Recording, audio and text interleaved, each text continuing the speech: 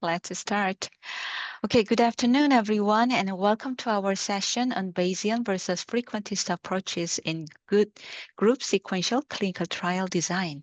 I'm Donghyun Kim, working at NHLBI NIH, and I'm excited to chair these important discussions.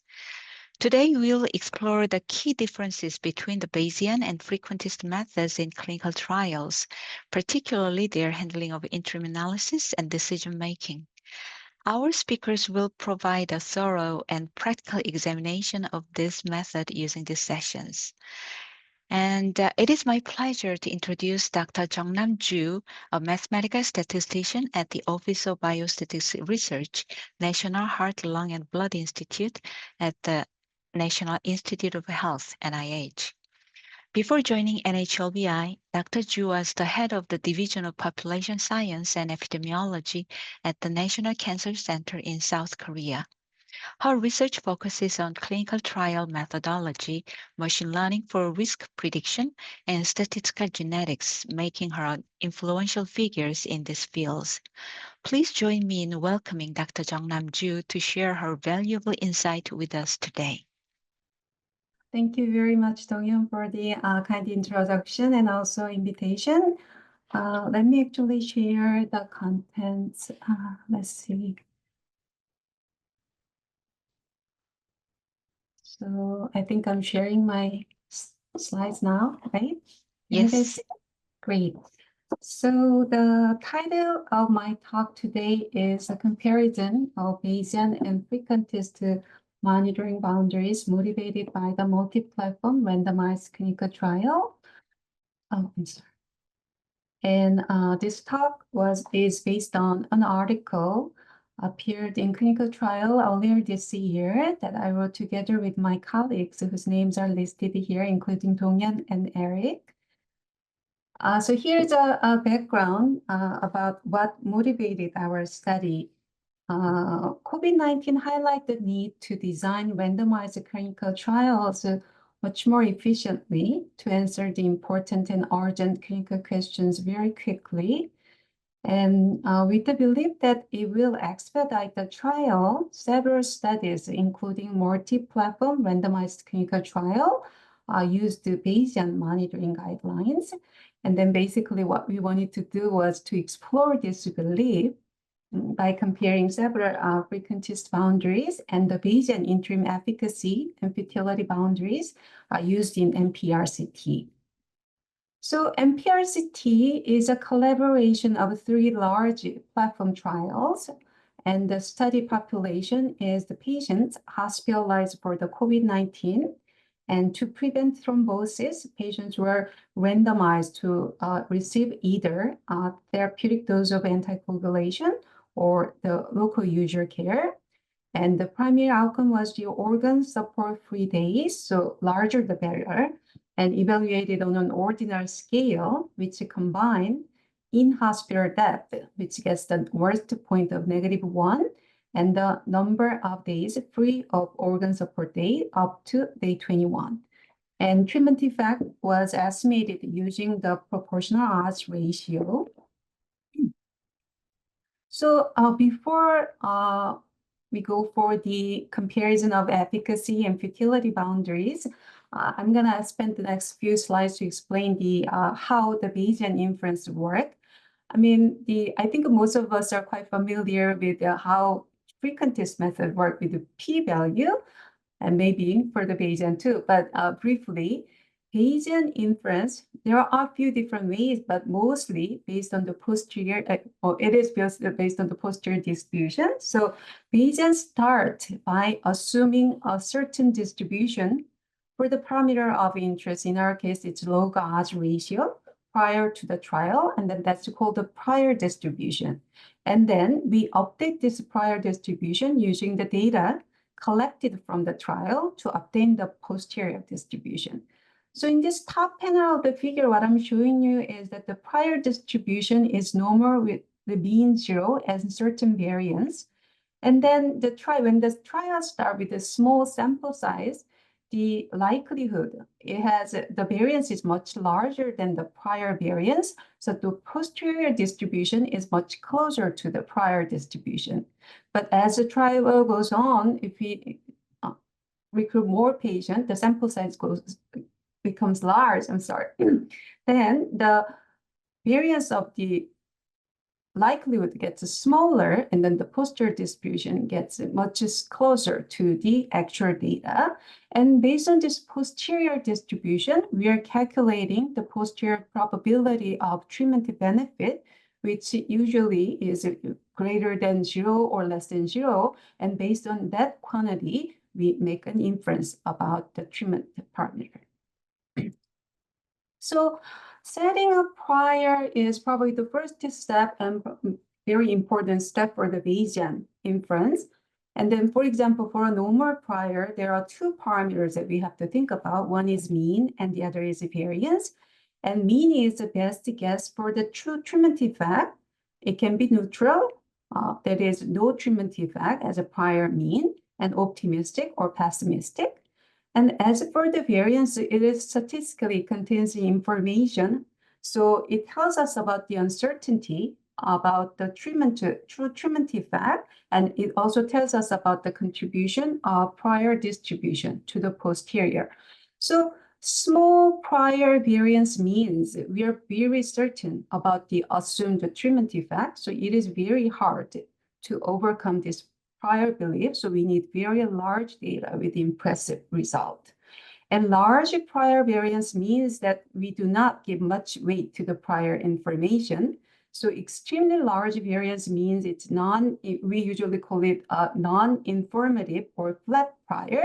And in that case, the data actually dominates the posterior distribution. So the trial result is basically based on the trial data, and then prior distribution doesn't have much impact on it.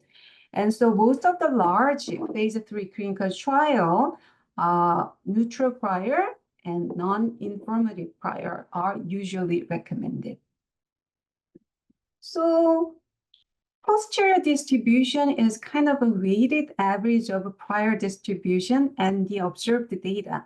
So it is quite natural to think that, by prior distribution, what we are doing is we are adding certain number of imaginary patients to the actual trial data. So prior variance is here representing how many prior imaginary patients the prior distribution is worth compared to the planned sample size. So it determines the prior to actual patient ratio. So if the prior variance is really large, we are not giving any weight to the prior distribution. So we are adding very small number of imaginary patients to the actual trial data. So trial data dominates the trial result and so on. So for example, this is a simple example. If the observed variance is 1/10 of the prior variance, it means that observed data is 10 times more information, has 10 times more information than the prior distribution. So it's as if we are adding 1/10 as many imaginary patients to the actual trial data with a certain treatment effect, prior mean as an effect. So it will increase the effective sample size by 10%. So this is just a supplementary material of our paper. For a very simple normal situation, we calculated, we showed how you calculate this ratio, prior versus actual patient ratio, as a ratio of observed versus prior variance. So let's consider this example. So our trial with the 1,000 patients, we assume a neutral prior, meaning the mean of 0. And then we assume that prior distribution is only worth 10 patients compared to 1,000 actual patients. That then means prior variance is 100 times of the observed variance. So in the designing stage, we usually assume certain standard error or variance for the treatment effect. So we anticipated that the standard error of the log odds ratio, that's our treatment parameter, of our 1,000 patients will be 0.1, then the expected observed variance is 0.01. So it means that we can choose the prior variance as 100 times of this observed variance. So that becomes 1. So now we actually set the prior distribution as normal 0 and 1. And then at the end of the trial with 1,000 patients, if we observe the odds ratio of 1.25 and standard error of this log odds ratio of 0.128, which is slightly higher than what we anticipated at the designing stage. So what it means is that the trial data has a slightly larger variance.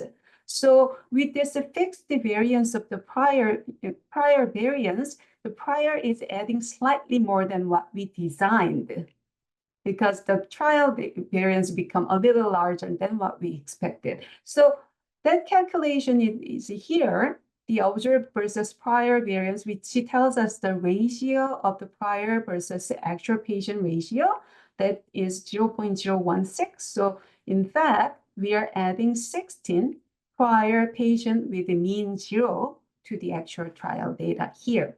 So with the normal 0, 1 as prior and then observe the data, we can calculate the posterior distribution, and the mean becomes log over 1.246, slightly less than 1.25, and standard deviation of 0.127, also slightly less than 0.128 of the data. So this is actually the figure. This is a normal prior of mean 0 and variance 1, and then observed and posterior distribution are basically almost identical. So they are virtually indistinguishable because observed distribution is based on the 1,000 patient, while the prior distribution only contribute very small number, 16 patient in the case, to generate the posterior distribution. So the large number of trial patients gives us a great precision, meaning a small variance, and then this is 16 prior patient. What it does is that it doesn't do much, but it actually pulls the observed odds ratio slightly toward the null, because we are adding 16 patients without any treatment effect to the actual data. So for the Bayesian inference, posterior probability of treatment efficacy is very similar to 1 minus p-value, but p-value is only based on the observed data, but posterior probability also at this 16 null patient. So this is slightly more conservative. So in this example, p-value was 0.04. So 1 minus p-value is 0.96. Whereas the posterior probability of efficacy is 0.958, slightly less than 1 minus p-value. So let me see how I'm doing with the time. So for the remainder part of my talk, I'm gonna discuss, show you the efficacy and futility, if time permits, monitoring guidelines of Bayesian and a few frequentist methods, and how they impact the type 1 and 2 errors, and also the expected sample size. So for the efficacy first, trials are usually monitored at a few interim analysis time, not continuously for the endpoint. And so that's why it's called the group sequential analysis. And in frequentist method, where we use p-value to make the inference, if you look at the data only once at the final look, the probability of p-value less than 5%, or equivalently, the g-statistic greater than 1.96 is 5% if treatment is really not effective. But this probability goes up if we look at the data multiple times. This is typical multiple testing problem. So, and then especially the early looks can be quite problematic because we are basing our inference on very small number of patients. So there are many ways. A few popular methods include Pocock and Hayby-Pito and O'Brien-Fleming method that can solve this issue. But this originally proposed method, to use them, we have to specify the number and the timing of the interim looks. So a more flexible approach, spending function approach, was proposed. And so frequentist efficacy monitoring is very often based on this alpha spending function, which specify the cumulative amount of type one error, which can be used by a particular interim analysis time. So I'm going to show you this monitoring guideline of this very famous frequentist method, even though I think a lot of you are very familiar with this. So for here, I consider 4 interim looks and 1 final, so total of 5 equally spaced looks. And the naive method use 1.96 as a cutoff, and then we know that it will inflate the type one error. But the Pocock method, what it does is that it just raises the bar for all 5 loops so that the probability of making at least 1 out of 5 interim loops can be controlled at 5%. But the problem of Pocock can be a few, actually. In this very early looks, people probably may want more compelling result to stop the trial. And also, at the end of the trial, you are paying a little too much penalty. So without the interim analysis, you could say it's significant at 1.96, but now you need a 2.4, for example. So you lose power by doing this.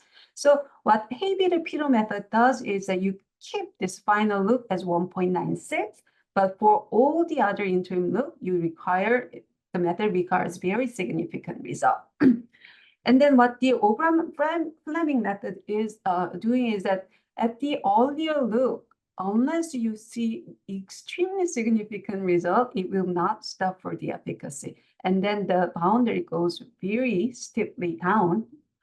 And then at the end of the trial, it's almost same as 1.96, not 1.96 because you look at the data a little bit, but it's closer to 1.96. So, but now for the Bayesian efficacy monitoring guidelines, it uses, there are other ways, I think Nancy will discuss some different method maybe, but mostly the posterior probability of treatment benefit, which is similar to 1 minus p-value. And in MPRCT and also many other Bayesian trials we saw, the efficacy is based on greater than 99% of posterior probability of treatment benefit for all 5 equally spaced looks. And then this same threshold for all interim looks, including the final, is quite similar to Pocock method.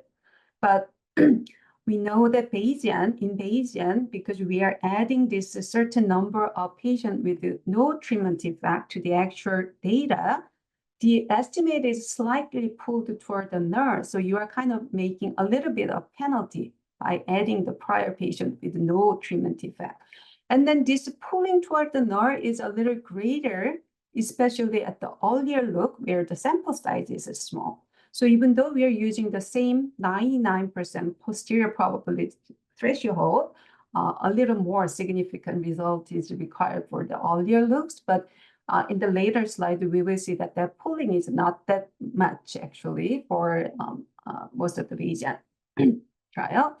And then we can also consider some other choices, such as Hay-Pitter phenotype. So final look, we still use 97.5, but all the interim look, you use 99.9%. We saw that some of these pandemic trials like Ebola virus and some COVID trial, they used this type of interim monitoring guideline.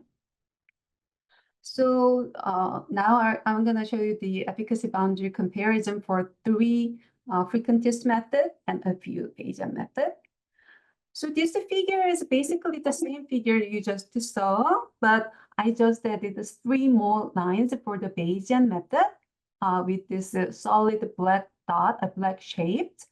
So they are quite very similar to Pocock method here. The boundary is very similar to Pocock method. And then still, this O'Brien-Fleming method is the one that decreases much more steeply than any other method. And then the one on top here, this is one that Bayesian method is using prior to actual patient ratio of 10%, meaning that you're using 10% as many imaginary patients, you're adding that many patients to the actual data. So that means that you're kind of adding too many null patients to your data set, so you need really significant result, especially in the earlier looks. So the type of error for this method is very small, 0.017. And then we found that when the prior to actual patient ratio is about 0.032, the type of error can be controlled at 2.5% level that we want to control. So I don't think I will have enough time to go over much detail of the futility monitoring, but interim monitoring can be, there are many purposes. Efficacy is one thing and futility is another one. And then popular frequentist method is usually based on the conditional power. And the Bayesian method, what they're doing usually is they calculate the posterior probability of treatment effect, a little disappointing treatment effect. If that probability is large enough, they usually stop for the futility. And then let me actually show you the result. So what we see here is that these top two lines are the Bayesian futility guidelines for the odds ratio on the y-axis. So what we see is that, especially in this early loop, Bayesian futility guidelines are very aggressive, meaning that the trial was designed to detect odds ratio of 1.35. But if you see about odds ratio of 1 or less, this will stop. So just a little bit of disappointing result, Bayesian futility monitoring guidelines will stop the trial for the futility. But on the other hand, these frequentist conditional power guidelines, they require extremely disappointing result to stop the trial for the futility. So from this futility monitoring guideline result, what we can see is that some of these Bayesian futility guidelines that's used in the MPRCT is a little much more aggressive than the frequentist method. So this is the main table of our study. So what I show you here is that for this Bayesian and 3 frequentist efficacy guidelines, and then a few futility boundaries, what I'm showing you here is that the rejection probability and then expected sample size as a percentage from the maximum sample size for under the null hypothesis of odds ratio of 1. And then this is alternative hypothesis that we wanted to detect. And then this is a little bit of a harmful treatment effect and so on. So there are a few things that I'd like to mention. So under the null hypothesis, we see that some of these Bayesian trials has very small expected sample size. Okay? But under the alternative, Hayes-Repeater method has the highest power because it's using 1.96 at the end of the trial, maybe.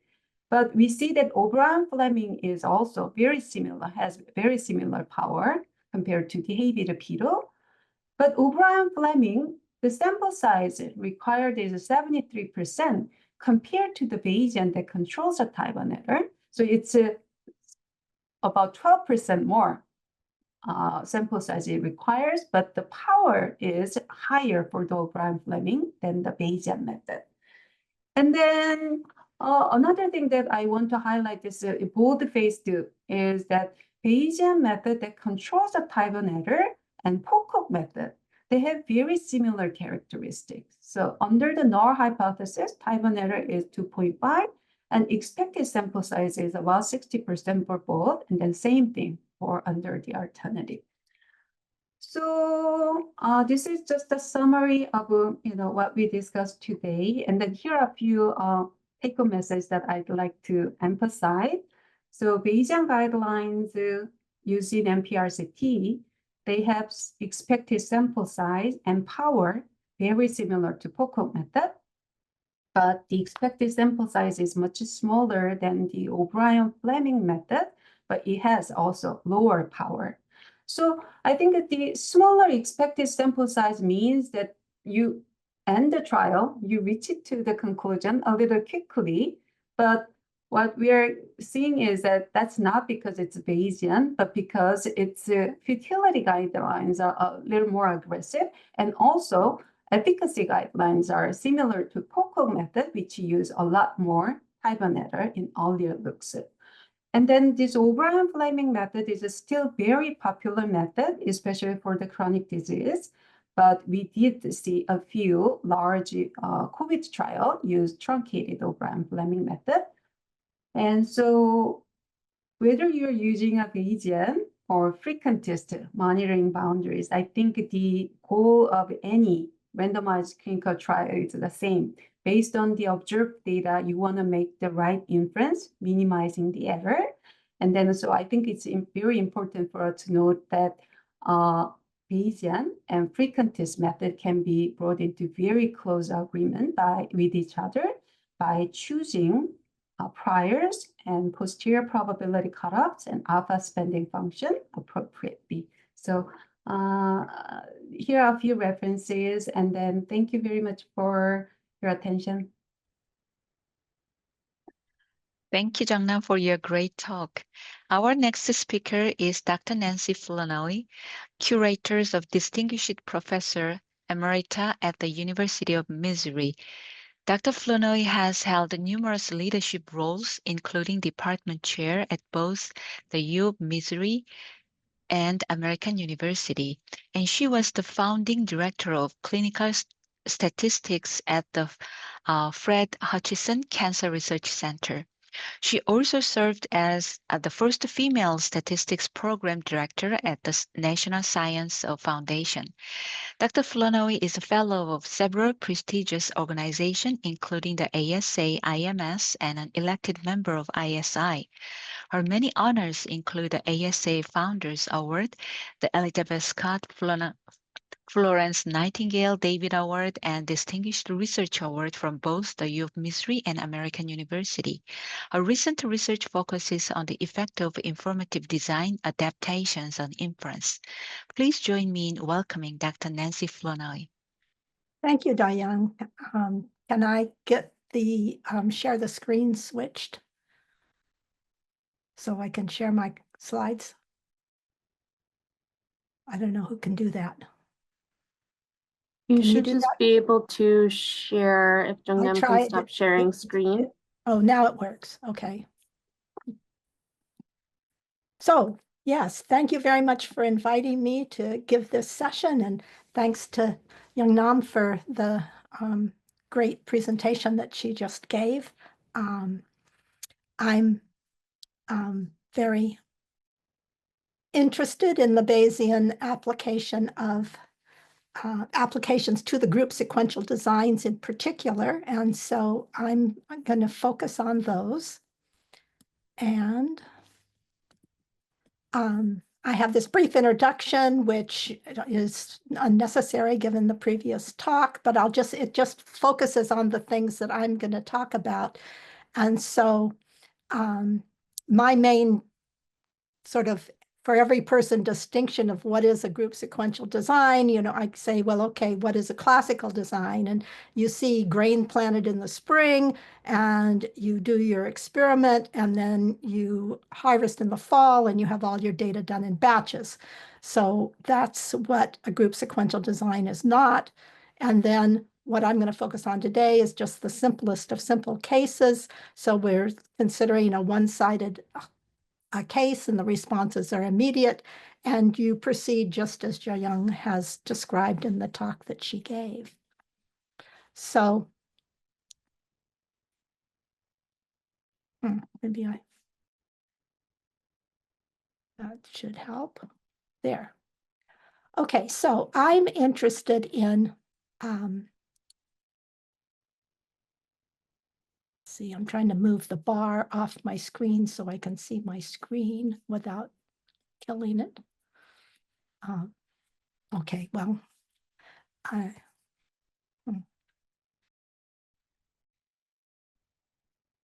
I'll just have to I can't see the title of the slide because it's covered up with things.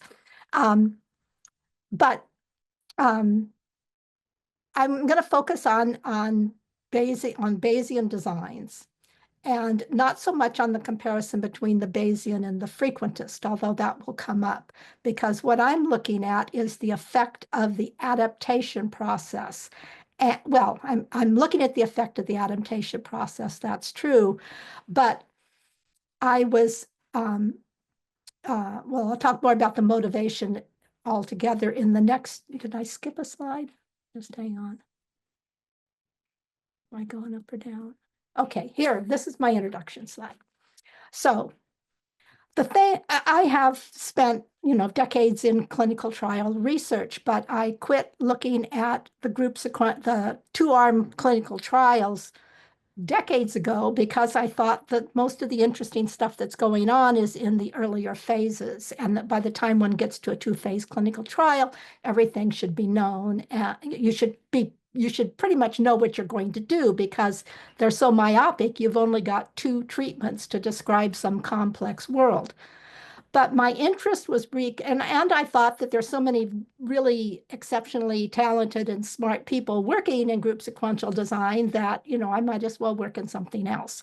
But my interest was rekindled when I started hearing the Bayesian experts declaring that one did not have to adjust for multiple comparisons with the Bayesian paradigm. And of course, they would never phrase it that way because doing hypothesis tests at all is not a Bayesian thing. But I thought it didn't smell right to me. I thought that even in the Bayesian paradigm, there should be something about this procedure that does multiple looks and evolves in a way that makes decisions over time. There should be something that accounts for, that at least adjusts in some way for multiple looks. So that sort of set me off on this track. Not that I've finished, but I've come to learn some interesting things I'll share with you. So so that's this point number two. I went looking for what in the Bayesian philosophy makes them indifferent to having multiple stopping rules. And in this process, I learned that group sequential designs are not normal. Even Bayesian group sequential designs are not normal Bayesian designs.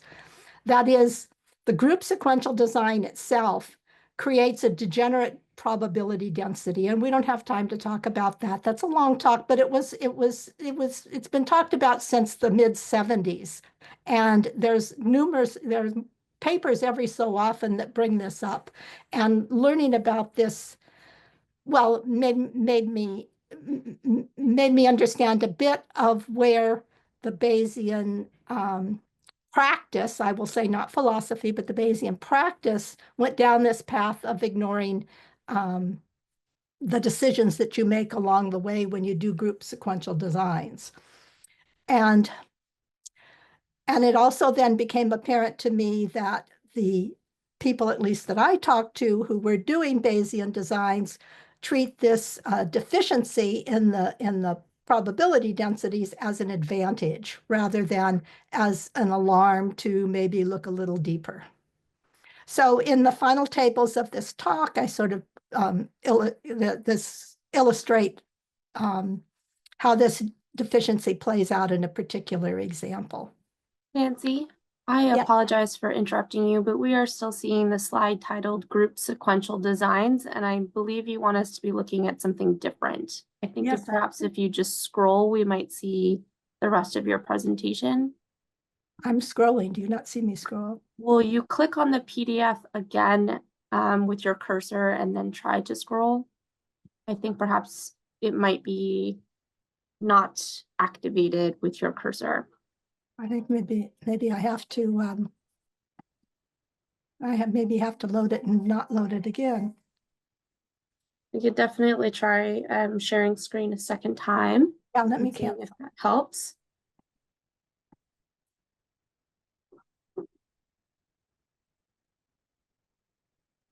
Would you like to restart screen sharing? Yes, I think I'll do that.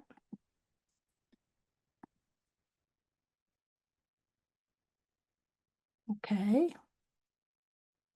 Now, yes, great. Thank you. I see the slide titled This Journey to This Talk.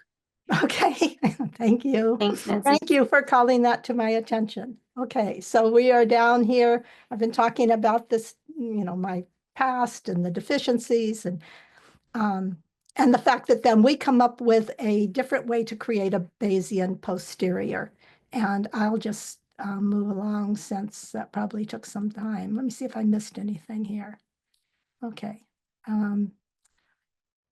So this is a bit, this is a bit like Zhang talk, just to highlight the frequentist and Bayesian perspectives. And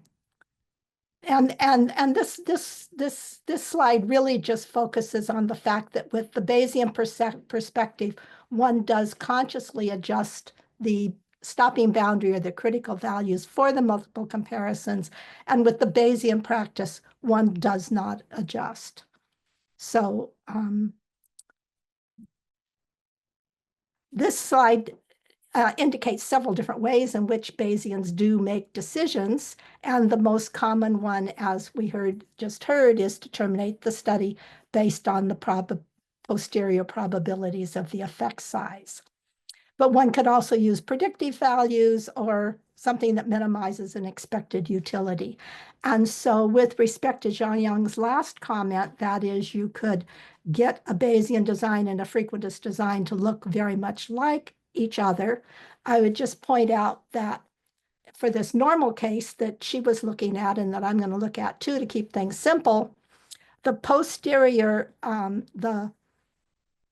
the posterior mean, which is usually used for making the comparisons, can be written, is a monotone function of your sufficient statistic, your Y bar, or the mean of your data. So it's being monotone with that, you can transform the Bayesian rule into the frequentist rule so that for all of the comparisons she was showing, they could be written in the form X bar greater than, you're going to reject if X bar is greater than some critical value. And then the only difference structurally in the decision is the selection of the cutoff value. This is just for a two-stage design. It obviously gets more complex for the multiple stage design she was looking at. But for a two-stage design, you can put them together very easily. Okay, so I did this slide. Now, there are some things that are now sort of known about group sequential designs, and the ones above the stars are pertinent to the Bayesian audience and the Bayesian philosophy, and the ones below the star include others that would not be of particular interest to the Bayesian paradigm. So on the top, it is known that this is just the effect of adaptation. So frequentist or Bayesian, efficiency is reduced, and we have a string of references going back to 88, and there's probably more. The observed information, observed information is lost. So if you consider observed information, expected information is Fisher's, common Fisher's, but if you're looking at measures from the Bayesian paradigm, you would not want to take that expectation. And so if you'll take the observed information as a measure of precision, Marshner has shown in a very nice paper that that the adaptation process, frequentist or Bayesian, will cause Fisher information to be lost. So there is some price to pay for doing an adaptive design. As far as the additional measures of frequent interest is the expected information, some is lost, and I have a recent paper with my colleague Sergei Tarima on that. And then there's a specific bias. There's a bias is well known to be to occur in nonlinear models for maximum likelihood estimates, but there's a bias that's induced simply by the adaptation process. And again, there's an early paper in '86 about that, and then I have a fairly recent paper with my colleague Asaf Oren. And then sort of a consequence of all of these is that you end up with, if you just operate as one might normally do, confidence intervals don't provide the coverage you want. So that's true of all group sequential designs, all adaptive designs. With group sequential designs, if the densities between, if you stopped at stage 1 or stopped at stage 2 or stopped at stage 3, the density of the data that you are left with changes. And in particular for this talk, if you had a conjugate relationship with the priors, that conjugate relationship is broken. And again, I don't have time to go into the details on this, but I list you a ton of papers where this has been established that I know of, and it's not received a lot of attention or consideration, particularly now that Bayesian methods are being used so much, but a frequentist too. So I'm interested in, again, what's going on with the Bayesian philosophy. So here are some things that the Bayesian philosophy stands for. The first is the analysis should be concerned with the experiment that was actually run and not with experiments that might have been run. And back in the 90s, this was a big topic in people that would come to talk at departments about Bayesian statistics. And the big example was the beta binomial and the fact that if you flip a coin and you finish your study, it shouldn't matter which design you actually used. You should analyze your data with the experiment you actually ran.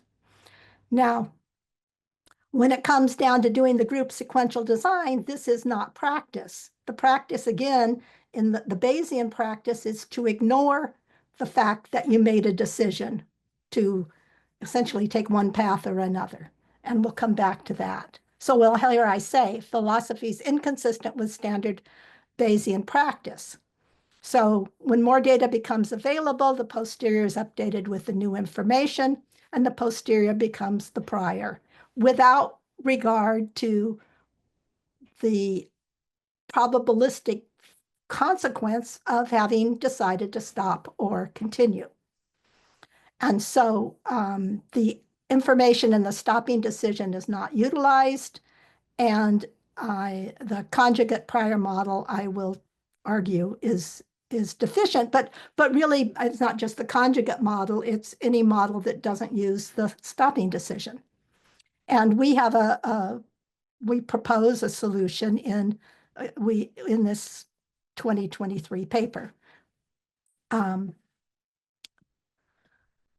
So for today, our specific context is looking at posterior analyses from a two-stage design with early stopping option. And this repeats, I've said this enough. The decision to stop contains information. It's a function of the parameters. It's not independent.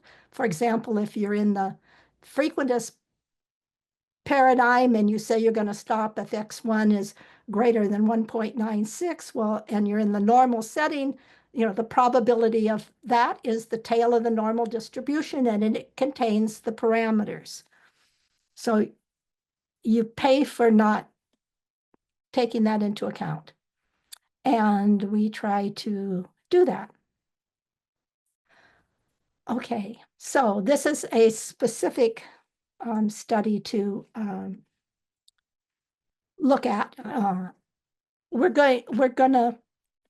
So when I say informative, this is not the Bayesian term for informative. When I say informative stopping rule, I mean the stopping rule depends on the prior data, and the probability of stopping is a function of the parameters. So if we let x of d denote the sufficient statistic from stage d data, and for stage 1, we assume that you had a normal random variable, and your decision to stop or continue, you're going to stop if x1's greater than 0. Now, this would be, this would make sense in the paradigm, in the Bayesian paradigm, you would have a function of the posterior mean, which could be your stopping rule here, being greater than 0. And that would be a normal critical value to use, a common critical value to use from the Bayesian practice, current Bayesian practice, or at least that they'd want to use. And then we want to confirm that the changes that I'm going to show you are due to the stopping rule and not due to something else. And so for comparison purposes, we introduced this ancillary random variable, which has a star on it. And it's going to be normal 0, 1, 2, but it's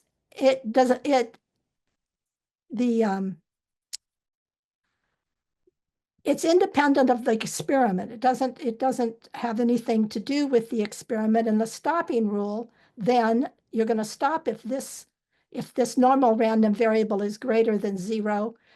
So it's sort of like an independent coin toss, or, you're going to stop if it's raining. It has nothing to do with the experiment per se. And so this random variable that we're using for comparison, the likelihood of it should not affect the likelihood of the posterior or the likelihood of the study as it would be if you didn't have stopping rules.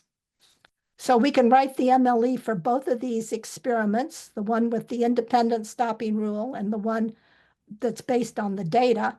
We can write the MLE the same. We have we have an indicator function that says you stopped, in which case the MLE is x1, or you continued. That's an indicator function for continuing. And then we have the MLE being the average of the first and second stage. We're going to assume that the prior is normal, 0, 1. Now, this is the messiest slide I've got for you, so just bear with me a minute. You don't have to try to read it. I'll point out what I want you to see here. So first, look at the classical posterior. We've assumed a normal prior, and so D is 1 if you stopped at stage 1 and 2 if you stopped at stage 2. So if you stop at stage 2, you have your that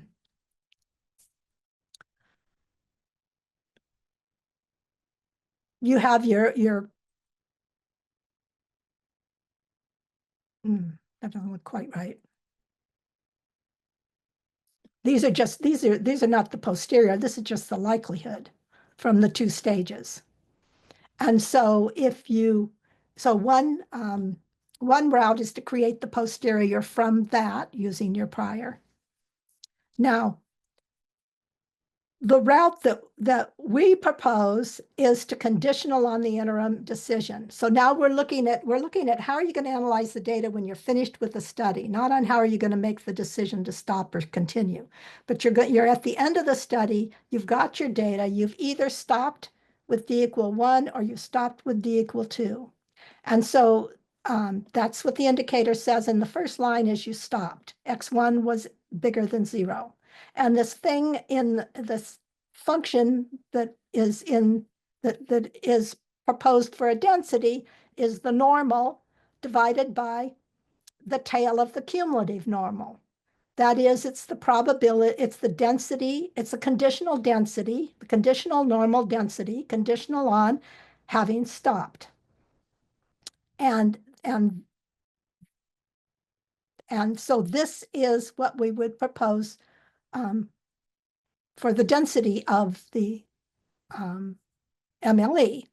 And after stage 2, it's analogous, but it's a little more complicated because you've gotten there, but you've gotten both stages to deal with, but it is conditional on having continued. So don't try to sort of grind through all of this, I'll point out what I think is relevant in this picture. On the left, we have d equals 1, you stopped. And on the right, we have d equals 2, you continued. And in both cases, since we're looking at this from the Bayesian point of view, we're going to condition on the data. So we assume that the data is some particular values. On the left, we assume that x1 was 2, which is and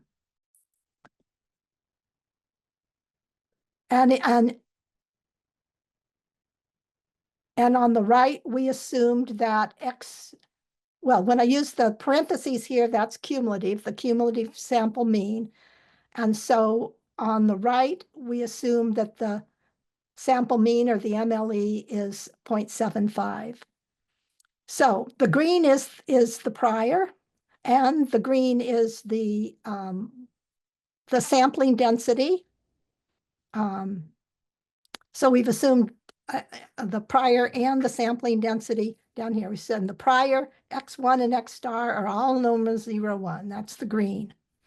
The red is the likelihood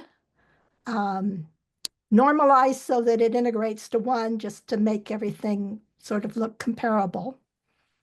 And the blue are these conditional posterior distributions. So the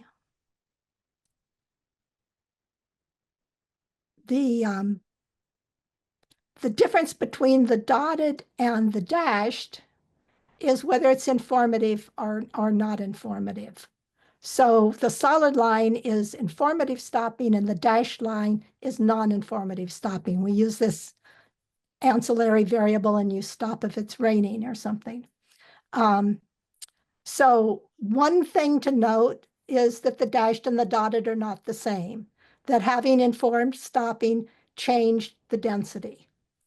And then...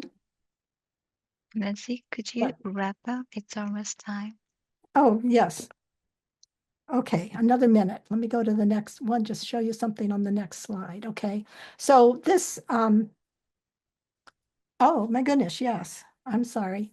So in this slide, you see that with the Bayesian theoretical conjugate prior, you would have, if you're stopping, you'd have a mean of 0 and you'd have a variance of 0.5. And if you simulate the process, you don't get that. So my argument is that the argument based on these and other simulations is the conjugate prior does not model the process. And it's only if you take into account the dependency on the decision that it does. So I will stop. I'm sorry. Thank you, Nancy. Trying to stop there. Yeah, thank you, Nancy, for your great talk. And next, our session's discussant is Dr. Eric Leifer, a mathematical statistician at the National Heart, Lung, and Blood Institute, where he has been providing statistical leadership for clinical trial since 2000. His work focused on heart failure, blood and bone marrow transplant, and COVID-19. And his research interests span monitoring clinical trial, hierarchical endpoint analysis and meta-analysis, heart failure, and blood and marrow transplantation. And please join me in welcoming Dr. Eric Leifer as our discussant. Eric? Thank you very much, Donna. I'm going to try my best to clear my screen here. Let's see here. Okay, so can everybody see my slides okay? I think that is a yes. Okay, so I'm just going to do a quick discussion of both dynamics and talk. Both had to do with group sequential designs, and really the basic setup for both their talks was a 2-arm randomized clinical trial, treatment versus control. The null and alternative hypotheses, well, the null is that the treatment is equal to the control in terms of efficacy, and the alternative hypothesis usually we think of treatment being one-sided, that treatment is greater than control. And when we do a clinical trial like this, we use some sort of test statistic which projects the null hypothesis for large values. What does that mean? Well, we remember from our statistics class that if we only look one time and we want to have a one-sided 0.025 error, that we would reject the z was greater than 1.16. But we want to monitor the data as the trial unfolds. So suppose we wanted to take another look halfway through the trial after half the patients have been enrolled. Well, if we just use 1.96 for that one as well, that interim look as well as the final look, we would increase our type 1 error to 0.02. And in fact, things get worse the more looks we take if we always use the regular 1.96 value. So this is why Young Nam spoke quite a bit about having monitoring boundaries to control the type 1 error. She mentioned 3 different boundaries, the one that starts up around 5 and goes down to just about 1.96. A beta pedo is around 3 and then drops 1.96 at the final look. And the Pocock boundary is the one that's just flat all the way through. And the young man pointed out that the O'Brien-Fleming is probably the preferred one to use for most large clinical trials because it allows for the trial to kind of work out its kinks moving on. So we're not going to stop the trial early unless we see something really dramatic. And incidentally, you can see down over here, we've drawn the regular naive boundary of 1.96. So we can see that that why the type 1 error inflation occurs, because if we use a naive boundary, we have the smallest jump to make, the smallest threshold to make for efficacy at each of the earlier looks. But if we use a boundary for the controls type 1 error, we need to see if the z value gets larger than 1.6. And then John talked about a typical Bayesian efficacy rule. This was the one used in the COVID-19 trial that she discussed. And this rule is that if we see that the probability of the treatment effect is greater than 0, if that posterior probability given the data exceeds 99%, that would be reason for leaving to stop the trial. But notice that there's no explicit control of the type 1 error in this case. In fact, there's no mention of it whatsoever. So if we use that rule, we see that actually the type 1 error for a very vague non-informative prior goes from about 0.025 up to about 0.03. And I've superimposed the Bayesian stopping rule that comes from that posterior equation I just showed you. And it looks a lot like the Pocock boundary right here. The Pocock boundary is basically flat around 2.4, and the Bayesian boundary is flat around 2.3. And so we would expect that if the Pocock boundary controls type 1 error at 0.025, the Bayesian boundary is going to be a bit looser. So basically, John Nann's conclusions was that if we use a vaguely non-informative prior, that you can get a frequentist design that looks a lot like it just by toying with the boundaries and the prior. In that case, you get a boundary that looks a lot like the Pocock boundary. Bayesians look at the trial whenever they want to because the decision to look doesn't change the likelihood function, and this is the point that Nancy brought up. Frequentists can also look whenever they want, but actually not in data-driven fashion. And so if they adhere to what's called the alpha spending function they've done mentioning, they're still going to control the overall type 1. Incidentally, a lot of the more modern Bayesian trials using more complicated priors, you can't do simple analytic calculations to compute the type 1 error, at least to get such type of formulation. So jumping over to Nancy's talk real quickly, she showed through a simple example that if you just use the Bayesian rule that we just discussed, that the posterior mean can actually be far away from the true mean. And to show that, Nancy showed a nice example where she began with a normal 0-1 prior and a normal 0-1 data generating mechanism, 2-look trial. The informative rule was that you're going to stop if the first normal value, if at the first look, which is a normal 0-1 variable, if that exceeds 0. And she compared it to a non-informative stopping rule where you just have used something completely independent. And what she found was that the informative stopping rule can result in an end-of-person trial post-grant range far away from the truth. And the reason, as Nancy pointed out, was that because the informative stopping rule doesn't take into account the decision to stop with likelihood of construction. And so what Nancy did was she did explicitly that. She took into account the decision to stop the likelihood of construction, and that resulted in slightly messier mathematical equations, but they were more correct. And by doing so, she showed that the posterior mean is closer to the truth. And this might even be a path to better type 1 error control for Bayesian. So there's a lot more research on these to be done. So thank you very much for letting me discuss these trials. Thank you, Eric.